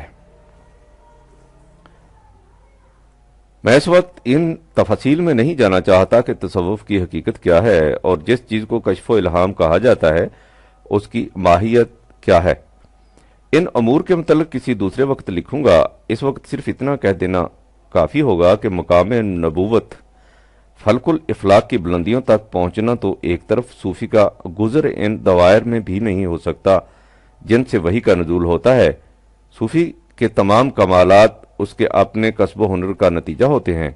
اس کے برعکس نبوت ایک یکسر وہبی عطیہ ہے جس میں نبی کے اپنے کسب و ہنر کو تو ایک طرف اختیار و ارادہ کو بھی دخل نہیں ہوتا۔ جس چیز کو تصوف کی دنیا میں روحانی ترقی سمجھا جاتا ہے وہ دراصل انسان کی بعض نفسیاتی قوتوں کی بیداری اور نشو و نما ہوتا ہے۔ یہ اس کی اپنی داخلی قوتیں ہوتی ہیں۔ اس کے برعکس وحی خارج سے انکشاف حقیقت کا نام ہے جسے نزول کی اصطلاح سے تعبیر کیا جاتا ہے۔ وحی کی بنیادی خصوصیت اس کی آبجیکٹیوٹی ہے، لہذا یہ سوال ہی پیدا نہیں ہوتا کہ صوفی اس مقام تک پہنچ کر جہاں سے نبی کو وحی ملتی ہے واپس آ سکتا ہے یا نہیں۔ جو وہاں پہنچ ہی نہیں سکتا اس کی واپسی کا کیا ذکر۔ جس مقصد کے لیے میں نے اس اقتباس کو لکھا ہے وہ یہ ہے کہ جب نبی پر انکشاف حقیقت ہوتا ہے یعنی اسے وحی ملتی ہے تو اس سے مقصد یہ نہیں ہوتا کہ وہ ان حقائق مستور کے پرکیف مناظر سے اپنے طور پر ہی لذت اندوز ہوتا رہے اور ان کی حیرت انگیز کیفیات میں اس قدر مستغرق ہو جائے کہ صوفیوں کی طرح اس کی بھی معاذ اللہ یہ حالت ہو جائے کار آن کے خبر شد خبرش باز نہ آئیت۔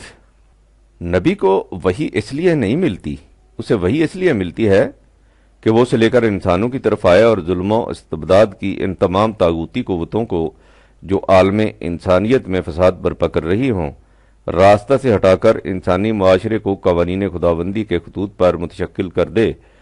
بالفاظ دیگر وہ عالم انسانیت میں خدا کے پروگرام کی تکمیل کا ذریعہ بنے۔ یہی وہ حقیقت ہے جس کی طرف داستان حضرت موسیٰ میں یہ کہہ کر اشارہ کیا گیا ہے کہ واسطہ ناتوں کا لنفسی 20/41 ہم نے تجھے اے موسیٰ اس طرح اپنی ذات کے لیے تیار کیا ہے۔ اس میں لنفسی کا ٹکڑا قابل غور ہے، گویا خدا کا ایک پروگرام تھا جس کی تکمیل کے لیے اس نے صاحب کلیم کو اس طرح درجہ بدرجہ منزل بے منزل تیار کیا۔ وہ پروگرام کیا تھا؟ اذهبا إلى فرعون إنه طغى 20/43 تم دونوں حضرت موسیٰ اور حضرت ہارون فرعون کی طرف جاؤ اس لیے کہ وہ سرکش ہو گیا ہے، وہ حد سے نکل گیا ہے۔ یعنی ایک نبی کو وحی اس لیے دی جاتی ہے کہ وہ مظلوم انسانیت کو مستبد اور سرکش قوتوں کے پنجائے آہنی سے چھڑا کر خدا کے قوانین کے تابع لے آئے۔ یہ نقطہ عزیزم مزید وضاحت کا مقتضی ہے۔ تم نظام کائنات پر غور کرو، وہاں ہر شے خود بخود قوانین خداوندی کے مطابق مصروف کار ہے۔ جس کے سپرد جو کام کیا گیا ہے وہ اس کی تکمیل کے لیے ہر وقت رقصاں و جنبا ہے۔ لیکن انسان کو چونکہ صاحب ارادہ پیدا کیا گیا ہے اس لیے اسے اختیار ہے کہ چاہے تو قانون خداوندی کے مطابق زندگی بسر کرے اور چاہے اس سے سرکشی اختیار کر کے دوسری روش پر چل نکلے۔ جب مستبد قوتیں قانون خداوندی کے راستے کو چھوڑ کر اپنے خود ساختہ قوانین کے مطابق نظام قائم کر لیتی ہیں تو زیر دست انسان ان کے پاؤں تلے بری طرح روندے جاتے ہیں۔ اس میں شبہ نہیں کہ خدا کا قانون مکافات ان سرکش قوتوں کے اعمال کے نتائج مرتب کر رہا ہوتا ہے، اور ان نتائج کو ایک دن ان کے سامنے بھی آنا ہوتا ہے، لیکن یہ کچھ خدا کے کائناتی قانون کے حساب و شمار کے مطابق ہوتا ہے، جس میں قرآن کے الفاظ میں ایک ایک دن 1000 سال اور 50 ہزار سال 70/4 کا ہوتا ہے۔ لیکن اگر خدا کے اس قانون مکافات کے ساتھ انسان کا ہاتھ بھی لگ جائے تو یہی نتائج انسانوں کے ماحوسال کے حساب سے مرتب ہو کر سامنے آ جاتے ہیں، اور جن سرکش قوموں نے صدیوں کے بعد جا کر تباہ ہونا تھا وہ دونوں میں سرنگوں ہو کر وجہ نجات انسانیت بن جاتی ہے۔ بالفاظ دیگر یوں سمجھو کہ جب انسان خدا کا رفیق بن جائے تو پھر خدا کے پروگرام مشیت کی تکمیل انسانی حساب و شمار کے مطابق ہو جاتی ہے۔ اسی حقیقت کو قرآن میں بانداز دگر بیان کیا گیا ہے۔ سورہ سجدہ میں ہے، یدبر الامر من السماء الی الارض۔ قانون خداوندی کے مطابق تدبیر امور کی صورت یہ ہے کہ وہ اپنی ہر اسکیم کو اس کے پست ترین نقطہ سے شروع کرتا ہے اور اس سے اس کے نقطہ آخرین تک پہنچنا ہوتا ہے۔ وہ اسکیم اپنے نقطہ آغاز سے بلند ہونا شروع ہوتی ہے۔ يدبر الأمر من السماء إلى الأرض ثم يعرج إليه في يوم كان مقداره 1000 سنة مما تعدون۔ 32/5 اور اس طرح اوپر اٹھتی جاتی ہے، خدا کی طرف بلند ہوتی جاتی ہے، ایک ایک ارتقائی مرحلہ میں جس کی مقدار تمہارے حساب و شمار سے 1000 سال کی ہوتی ہے۔ اسی کو سورہ فاطر میں یوں کہا گیا ہے کہ الیہ یصعد الکلم الطیب، خوشگوار نظریہ حیات اس کی طرف بلند ہوتا ہے۔ اس کا یہ بلند ہونا خدا کے کائناتی قانون کے حساب و شمار کے مطابق ہوتا ہے جس کی طرف اوپر اشارہ کیا گیا ہے۔ اس کے آگے ہے والعمل الصالح یرفعہ 35/10، اور عمل صالح اسے رفعت عطا کر دیتا ہے، یعنی ویسے تو وہ خدا کے کائناتی قانون کے مطابق بلند ہوتا ہی ہے، لیکن اگر اس کے ساتھ انسان کے اعمال صالح بھی شامل ہو جائیں تو یہ اس کی رفتار یا ترقی سپیڈ اور پروگریس کو تیز تر کر دیتے ہیں۔ انسان کی رفاقت کے بغیر وہ صرف اپنے زور ترون سے اوپر چڑھتا تھا، اس کی رفاقت اسے خارجی قوت کا سہارا دے کر جلد تر بلندیوں تک پہنچا دیتی ہے۔ خدا اور انسان کا یہ حسین تعلق یعنی رشتہ رفاقت وہ عظیم حقیقت ہے جس کی طرف نبی اکرم نے اپنی زندگی کے آخری سانس میں ان الفاظ سے اشارہ فرمایا، بل ہوور رفیق الاعلی، خدا رفیق اعلی ہے، یعنی اس پروگرام کی تکمیل میں انسان رفیق ادنا ہوتا ہے اور خدا رفیق اعلی، لیکن تعلق ان کا رفاقت ہی کا ہوتا ہے، یعنی انسان کا قانون خداوندی سے ہم آہنگ ہونا۔ اس پس منظر کی روشنی میں آگے بڑھو۔ عربوں میں قاعدہ تھا کہ جب دو دوست آپس میں گہری رفاقت کا معاہدہ کرتے تو دونوں اپنی اپنی کمانیں ملاتے اور اس طرح کہ دونوں کا چلہ ایک ہو جاتا، یعنی وہ کمانیں تو دو ہوتی لیکن ان کا چلہ ایک ہوتا۔ اس چلہ میں ایک تیر رکھتے، ان میں سے ایک دوست کمان کو پکڑتا اور دوسرا چلہ کو کھینچتا، اور اس طرح دونوں مل کر تیر چلاتے۔ اس محکم معاہدہ رفاقت کو وہ کعبہ قوسین، دو کمانوں کے ایک چلہ سے تعبیر کرتے۔ قرآن نے کہا، جب نبی اکرم کی ذات اقدس میں شرف انسانیت کے مختلف عناصر یکجا جمع ہو کر اعتدال تک پہنچ گئے اور علم و حقائق کی دنیا میں آپ کو انتہائی بلندیاں، وسعتیں اور گہرائیاں حاصل ہو گئیں، تو اس کے بعد فکان قاب قوسین او ادنا 53/9 آپ کا خدا کے قوانین کے ساتھ انتہائی رفاقت کا تعلق قائم ہو گیا۔ یوں سمجھو کہ رسول اللہ صلی اللہ علیہ وآلہ وسلم نے خدائی پروگرام کو تکمیل تک پہنچانے کا پختہ عہد دے دیا۔ اس عہد و پیمان کے بعد وہ انسانوں کی دنیا کی طرف تشریف لائے۔ حال ہی کے سادہ اور حسین الفاظ ہیں، یہ داعی انقلاب تاج نبوت سے سرفرازی کے بعد اتر کر ہرا سے سوئے قوم آیا اور ایک نسخہ کیمیا ساتھ لایا۔ اس نقطہ نگاہ سے دیکھو تو نبوت اس منصب کو کہیں گے جس کی روح سے نبی کو وحی ملتی ہے، اور رسالت وہ منصب ہے جس کی روح سے وہ وحی کی روشنی میں انسانی معاشرے میں آسمانی انقلاب پیدا کرتا اور اس طرح عملاً وحی کو دوسروں تک پہنچاتا ہے۔ اس میں وہ قطعاً بخل نہیں برتتا۔ وما ہوا علی الغیب بضنین 81/24۔ اس اعتبار سے نبوت اور رسالت ایک ہی حقیقت کے دو گوشے اور ایک ہی سکے کے دو رخ ہے۔ یہی وجہ ہے قرآن نے ایک ہی شخصیت کو کہیں نبی کہہ کر پکارا ہے اور کہیں رسول کہہ کر۔ یہ جو کہا جاتا ہے کہ نبی اسے کہتے ہیں جو صاحب کتاب نہ ہو اور رسول اسے جسے کتاب ملی ہو، قرآن سے یہ اکثر لا علمی کی دلیل ہے۔ قرآن کی روح سے ہر نبی یعنی ہر رسول کو کتاب ملتی تھی۔ دیکھیے 2/213 57/25۔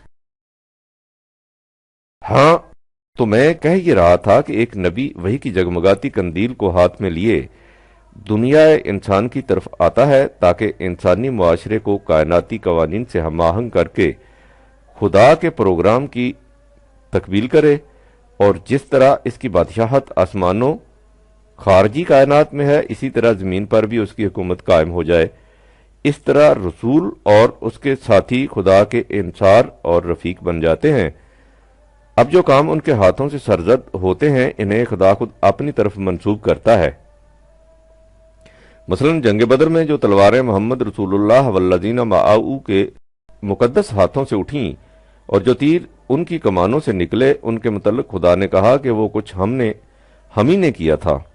فَلَمْ تَقْتُلُوهُمْ وَلَكِنَّ اللَّهَ قَتَلَهُمْ وَمَا رَمَيْتَ إِذْ رَمَيْتَ وَلَكِنَّ اللَّهَ رَمَى وَلِيُبْلِيَ الْمُؤْمِنِينَ مِنْهُ بَلَاءً حَسَنًا إِنَّ اللَّهَ سَمِيعٌ عَلِيمٌ۔ 8/17 تم نے انہیں قتل نہیں کیا، اللہ نے قتل کیا ہے۔ تم نے ان پر تیر اندازی نہیں کی، خود اللہ نے کی ہے۔ غور کرو سلیم، کعبہ قوسین او ادنا کی کیسی دل نشین پیرایا میں تشریح کی گئی ہے۔ یہی وہ حقیقت ہے جسے غالب نے اپنے مخصوص انداز میں یوں بیان کیا ہے کہ تیر قضا ہر آئینہ از ترکش حق است لیکن کشود آن زکمان محمد است۔ مقام رسالت کی اس سے بہتر انداز میں تصویر کشی شاید ہی کہیں اور مل سکے۔ علم و عمل کے ان تمام بلند ترین گوشوں کو سامنے لانے کے بعد قرآن نے کہا ہے کہ فا اوہا الی عبدہ ما اوہا 53/10۔ جب یہ عبد نبی اکرم اس مقام تک پہنچ گیا تو پھر خدا نے اسے وحی کی خلط سے سرفراز کیا۔ یہ مرتبہ بلند ہر کسی کو نہیں مل جایا کرتا۔ اتنی عظیم خصوصیات کا حامل ہوتا ہے وہ سینہ جسے وحی کا محبت بننا ہوتا ہے۔ تم نے غور کیا سلیم کہ قرآن نے حضور کے لیے عبدہ کا لفظ کس مقام پر جا کر استعمال کیا ہے؟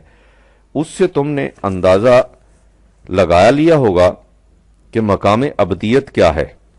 یہ وہ مقام ہے جس کے تصور سے نگاہوں میں چمک، ذہن میں جلا اور قلب میں نور پیدا ہو جاتا ہے۔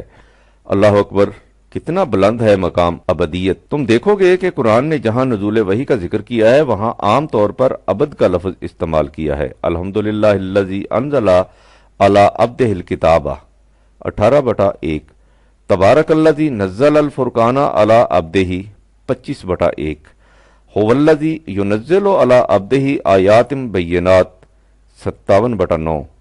اسی لیے قرآن نے ہر رسول کو ابد کہا ہے۔ اب ایک قدم اور آگے بڑھو۔ ایک شخص خواب میں کچھ محیر العقول باتیں دیکھتا ہے۔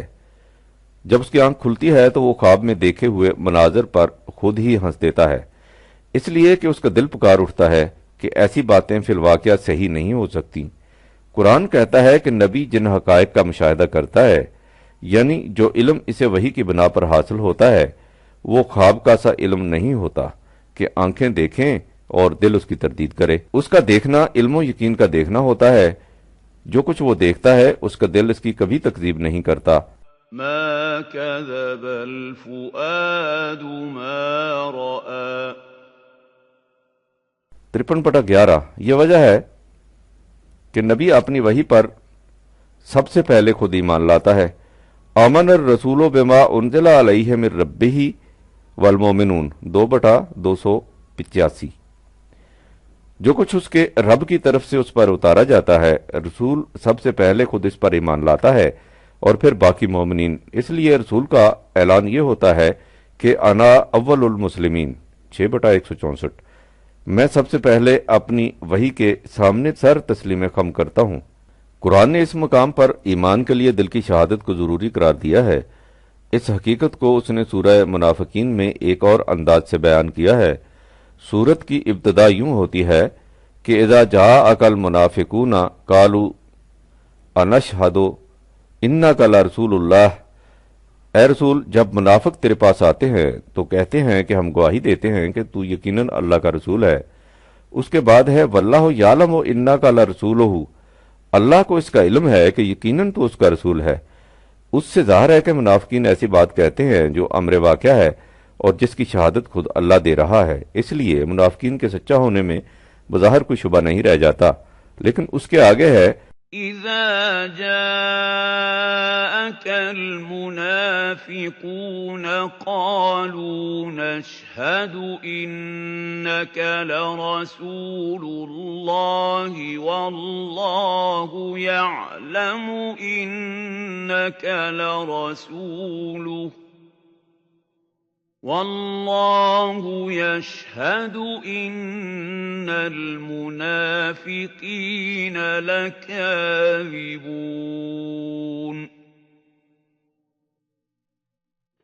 63/103 اور اللہ اس کی بھی شہادت دیتا ہے کہ یہ منافقین یقیناً جھوٹے ہیں۔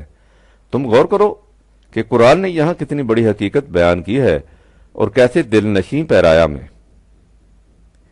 اس نے کہا یہ ہے کہ منافقین زبان سے جو کچھ کہتے ہیں وہ تو بالکل سچی حقیقت ہے، لیکن چونکہ ان کا دل اس کی شہادت نہیں دیتا اس لیے یہ جھوٹے ہیں۔ اس سے قرآن نے کذب کی ایک واضح اور محکم تعریف ڈیفینیشن بیان کر دی ہے، یعنی جب تک کسی کا قلب اور زبان ہم آہنگ نہ ہو اسے سچا نہیں کہہ سکتے۔ کذب وہ ہے جس میں قلب اور زبان میں ہم آہنگی نہ ہو۔ ایک شخص زبان سے ایک ایسی بات کہتا ہے جو بالکل سچی ہے، لیکن اگر اس کا دل اس کی تصدیق نہیں کرتا تو وہ کاذب ہے، صادق نہیں۔ اقبال کے الفاظ میں تو عرب ہو یا عجم ہو تیرا لا الہ الا لغتے غریب جب تک تیرا دل نہ دے گواہی۔ ایمان یہ ہے کہ ما کذب الفؤاد ما رأى 53/11 جو کچھ آنکھیں دیکھیں دل اس کی تکذیب نہ کرے۔ نبی اپنی وحی پر اسی طرح ایمان لاتا ہے، وہ حقائق کا اپنی آنکھوں سے مشاہدہ کرتا ہے اور اس کا دل اس کی تصدیق کرتا ہے۔ اس کے بعد قرآن ضمناً ان لوگوں سے مخاطب ہوتا ہے جو نبی کی اس وحی کی مخالفت کرتے ہیں۔ وہ ان سے کہتا ہے کہ تم ہمیشہ کہتے یہ ہو کہ شنیدہ کے بود مان دیدہ، لیکن عملاً تمہاری حالت یہ ہے کہ تم رسول سے اس بات پر جھگڑتے ہو جسے وہ اپنی آنکھوں سے دیکھ کر بیان کرتا ہے۔ افا تمارونہ علی ما یرا 53/12 کتنی بڑی ہے تمہاری بھول اور کس قدر غیر معقول ہے تمہاری یہ مخالفت۔ اس ضمنی گوشے کے بعد قرآن پھر اسی موضوع پر آ جاتا ہے اور اگلی آیت میں ایک اور عظیم حقیقت کو سامنے لاتا ہے۔ میں پہلے بھی کہہ چکا ہوں کہ قرآن نے یہ بتایا ہے کہ وہی خواب نہیں ہوتا، حقیقت کا حتمی مشاہدہ ہوتا ہے۔ اس چیز کو اس نے بانداز دگر بیان کیا ہے۔ یہ حقیقت ہے کہ آپ کسی خواب کو انہی تفاصیل، جزیات، ربط اور تسلسل کے ساتھ کبھی دوبارہ نہیں دیکھ سکتے۔ یہ نفسیاتی ناممکنات میں سے ہے۔ قرآن کہتا ہے کہ نبی کی آنکھ جو کچھ دیکھتی ہے اسے خواب مت سمجھو۔ اس لیے وَلَقَدْ رَآهُ نَزْلَةً أُخْرَى 53/13 اس نے اسے بار دگر بھی دیکھا ہے، اور فی الحقیقت لقد رآہ دیکھا ہے۔ اس لیے اس کا یہ دیکھنا خواب کا دیکھنا نہیں۔ جو لوگ وحی کو خواب پر محمول کرتے ہیں یا خوابوں کو از قبیل وحی تصور کرتے ہیں، انہیں سوچنا چاہیے کہ یہ ان کی کتنی بڑی غلطی ہے۔ وحی خواب نہیں ہوتا، حقیقت کا یقینی مشاہدہ ہوتا ہے، اور بار بار ہوتا ہے۔ اس کے بعد قرآن وحی کے ایک اور بنیادی گوشے کو سامنے لاتا ہے۔ ایک طرف جذبات پرست ہیں جو خوابوں کو بھی از قبیل وحی قرار دیتے ہیں، دوسری طرف عام مفکرین فلاسفر ہیں جن کا خیال ہے کہ وحی انسانی فکر ہی کی ایک بڑی ہوئی شکل کا نام ہے۔ برگسان نے وجدان کے متعلق کہا ہے کہ وہ فکر ہی کی بلند سطح ہوتی ہے۔ چنانچہ بعض لوگ وجدان کو وحی پر محمول کر لیتے ہیں، مگر بھی مفکرین کا رجحان اسی طرف ہے۔ قرآن نے جہاں اس تصور کی تردید کی ہے خواب بھی وحی ہوتے ہیں، وہیں واضح الفاظ میں اس کا بھی اعلان کر دیا کہ وحی فکر انسانی کی بڑی ہوئی شکل کا نام نہیں۔ وحی کا مقام وہ ہے جہاں عقل انسانی کے لیے حیرت کے سوا کچھ نہیں ہوتا۔ اندہ سدرۃ المنتہا 53/14 نبی نے ان حقائق کو سدرۃ المنتہا کے قریب دیکھا۔ عربوں میں الصادر اس شخص کو کہتے ہیں جو متحیر ہو جائے۔ سدرہ بصرہ سدرن کے معنی ہیں گرمی کی شدت کی وجہ سے اس کی نگاہیں حیران و ششدر رہ گئیں۔ اس لیے نبی کو جس مقام پر وحی ملتی ہے وہاں عقل انسانی کے لیے سوائے تحیر کی فراوانیوں کے اور کچھ نہیں ہوتا۔ انسانی عقل وہاں ششدر و حیران رہ جاتی ہے۔ یہ اس کے بیان کی بات ہی نہیں کہ وہ اس مقام اور اس کی کیفیت کا مشاہدہ یا اندازہ کر سکے، لیکن اگر عقل انسانی مقام وحی کی کناہ و حقیقت کو نہیں سمجھ سکتی تو اس کے یہ معنی نہیں کہ عقل وحی کے حقائق سے مستفید بھی نہیں ہو سکتی۔ وحی کی تعلیم انسان کی سمجھ میں آ سکتی ہے، اسی لیے قرآن نے بار بار فکر و تدبر اور عقل و شعور سے کام لینے کی تاکید کی ہے۔ اس تعلیم کا سمجھنا اس لیے ضروری ہے کہ اس پر عمل کیا جائے، اور اس پر عمل کرنا اس لیے ضروری ہے کہ دنیا میں بھی جنتی معاشرہ قائم ہو سکے، اس کے بعد کی زندگی بھی جنت کی ہو۔ لہٰذا وہی عقل جو مقام نبوت کی کناہ و حقیقت کے سمجھنے سے یکسر قاصر ہے، وہ اگر وحی کے پیغام کا اتباع کرے تو جنت کی خوشگواریاں اس کے حصہ میں آ سکتی ہیں۔ اس لیے کہ مقام وحی اگر اندہ سدرۃ المنتہا ہے تو اندہا جنت المعاوہ 53/15 جنت بھی اسی کے پاس ہی ہے۔ جو شخص عقل کی روح سے مقام نبوت کو اپنے حیطۂ ادراک میں لانے کی صحیح لا حاصل کرتا ہے، اس کے حصہ میں حیرت کی فراوانیوں کے سوا کچھ نہیں آتا، لیکن جو شخص عقل و بصیرت کی روح سے وحی کے پیغامات کو عملی نظام میں متشکل کرتا ہے، وہ اپنے آپ اور اپنے ساتھ باقی انسانیت کو جنت کے آغوش میں لے آتا ہے، جہاں وہ اضطراب باقی نہیں رہتا جو عقل کی نارسائی کی وجہ سے قدم قدم پر اس کے لیے وجہ خلش بنتا تھا۔ یہی وجہ ہے کہ اہل جنت کے متعلق کہا ہے کہ وہ فی سدر مخضود 56/28 ہوں گے، یعنی ان بیریوں کے نیچے جن کا سایہ آرام دہ اور پھل خوشگوار ہوں گے، لیکن جن میں کانٹے نہیں ہوں گے، ایسی حیرت جس میں شکوک کی خلش نہ ہو۔ بہرحال وحی کا مقام وہ ہے جہاں عقل انسانی بار ہی نہیں پا سکتی، جہاں عام انسان کی آنکھ کے لیے تحیر ہی تحیر ہوتا ہے۔ وہاں نبی کی یہ کیفیت ہوتی ہے کہ جب ان تحیر کی وادیوں پر ہر طرف سے علم الہی چھایا ہوا ہوتا ہے، اس یکش سدرتا ما یکشا 53/16 تو اس کی آنکھ اس مقام پر ذرا ادھر ادھر نہیں ہوتی۔ ما زاغل بصرو 53/17 اور ذرا نہیں بھٹکتی۔ غور کرو کہ عقل انسانی اور نگاہ نبوی میں کتنا عظیم فرق ہوتا ہے۔ یہ فرق درجہ یا کمیت کا نہیں ہوتا، یعنی یہ نہیں کہ ایک ذرا نیچے ہے اور دوسری ذرا اوپر، یہ فرق اصل و بنیاد کا فرق ہوتا ہے، کمیت کی بجائے کیفیت کا ہوتا ہے۔ عقل انسانی کسب و ہنر سے اس مقام تک پہنچ ہی نہیں سکتی، لیکن اس مقام سے ملے ہوئے پیغامات سے نفع یاب ہو سکتی ہے۔ یہ تو ہے نگاہ نبوت کا تقابل۔ عقل انسانی سے یعنی عقل انسانی کے مقابلہ میں نگاہ نبوت حدود فراموش ہوتی ہے، لیکن جب اس کا مقابلہ علم خداوندی سے کیا جائے تو علم نبوی لامحدود اور لا منتہا نہیں ہوتا۔ نبوت کی آنکھ اس حد سے آگے نہیں بڑھ سکتی جو اس کے لیے علم خداوندی نے مقرر کر رکھی ہو۔ اس لیے ما زاغ البصر کے ساتھ ہی یہ بھی کہہ دیا کہ وما طغی 53/17، وہ نگاہ جہاں تحیر کی فراوانیوں کے باوجود ذرا اپنے مقام سے ادھر ادھر نہیں ہوتی، وہاں وہ اس حد سے بھی تجاوز نہیں کر سکتی جو اس کے لیے متعین ہوتی ہے۔ اس لیے کہ نبی کا علم وہی کتنا ہی بلند اور وسیع کیوں نہ ہو، وہ بہرحال خدا کا عطا کردہ اور علم خداوندی کے مقابلہ میں محدود ہوتا ہے۔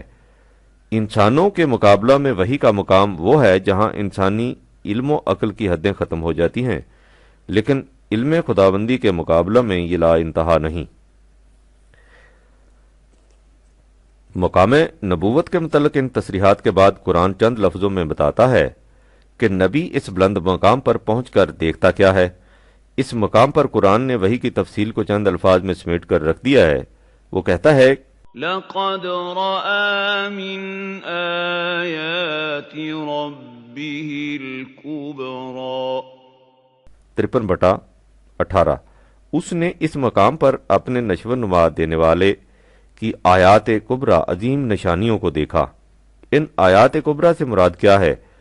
اس کے لیے پھر داستان حضرت موسیٰ کی طرف آؤ۔ جب حضرت موسیٰ کو طور کی چوٹیوں پر وحی سے نوازا گیا تو ان سے کہا گیا کہ یہ سب کچھ اس لیے کیا گیا ہے لِنُرِیَکَ مِنْ آیاتِنَا الْکُبریٰ 20/23، تاکہ ہم تجھے اپنی آیات الکبریٰ دکھائیں۔ اس کے بعد ہے اذهب الی فرعون انہ طغی 20/24، فرعون کی طرف جا کیونکہ وہ بڑا ہی سرکش ہو گیا ہے، وہ حد سے تجاوز کر گیا ہے۔ اس سے ظاہر ہے کہ وحی پانے کے بعد نبی کے سامنے پروگرام یہ ہوتا ہے کہ وہ سرکش قوتوں کو ان کے ظلم و استبداد سے روکے اور مظلوم انسانیت کو ان کے دندان حرص و آز سے چھڑائے۔ وہ اس مقصد عظیم کو لے کر آتا ہے اور طاغوتی قوت کو قیامت خیز تصادمات کے بعد شکست دے کر قوانین خداوندی کے مطابق معاشرہ کی تشکیل جدید کرتا ہے۔ ان سرکش اور مستبد قوتوں کی اس طرح سے شکست اور ان کے غاصب و ظالم نظام کی جگہ خدا کے نظام ربوبیت عالمینی کا قیام، وہ آیات کبریٰ ہیں جن کا مشاہدہ نبی کو کرایا جاتا ہے۔ یہ ہے عزیزم قرآن کی روشنی میں نبی کا مقام، اور یہ ہے وہ فریضہ عظیم جس کی ادائیگی کے لیے اسے منصب جلیلہ پر فائز کیا جاتا ہے۔ اس سے تم نے اندازہ لگا لیا ہوگا کہ نبی کا مقام خدا سے وحی پا کر اسے انسانوں تک پہنچا دینا ہی نہیں ہوتا، بلکہ وحی کی روشنی میں نظام خداوندی کا قیام بھی ہوتا ہے، اور یہ مقصد بہت بلند اور یہ فریضہ بڑا اہم ہوتا ہے۔ نبوت نبی اکرم صلی اللہ علیہ وآلہ وسلم کے ساتھ ختم ہو گئی، لہذا حضور کے بعد کوئی شخص خدا کی طرف سے وحی نہیں پا سکتا، لیکن اس وحی کی روشنی میں نظام خداوندی کا قیام اور اس کے بعد اس کا تسلسل و استحکام وہ فرائض ہیں جو حضور صلی اللہ علیہ وآلہ وسلم کی تشریف براری کے بعد امت کے سپرد ہوئے۔ حضور کے بعد امت نے کچھ وقت تک اس فریضہ کو سر انجام دیا، لیکن اس کے بعد بدقسمتی سے یہ گاڑی دوسری پٹری پر جا پڑی اور نظام خداوندی نگاہوں سے اوجھل ہو گیا۔ اب امت کا کام یہ ہے کہ اتباع نبوی میں پھر سے اسی نظام کو قائم کرے تاکہ خدا کا دین متمکن ہو جائے اور جنت سے نکلا ہوا آدم پھر سے فردوس گمگشتہ کو پالے۔ اس حقیقت کو سلیم اچھی طرح سن رکھو اور ساری دنیا کو سنا دو کہ انسان جو جی میں آئے کر کے دیکھ لے، اس کی نجات و سعادت ایک ہی راہ ہے، یعنی وہ راہ جو مقام محمدی صلی اللہ علیہ وآلہ وسلم وحی پر ایمان سے متعین ہوتی ہے اور جس کی طرف پیام محمدی قرآن رہنمائی کرتا ہے۔ اگر بائین رسیدی تمام بو لہبی است یہ خط لمبا ہو گیا، لیکن تم نے بات ہی ایسی پوچھی تھی۔ ویسے بھی لذیذ بود حقائق دراز تر گفتم۔ اچھا، خدا حافظ۔ وسلام، پرویز، نومبر 1956۔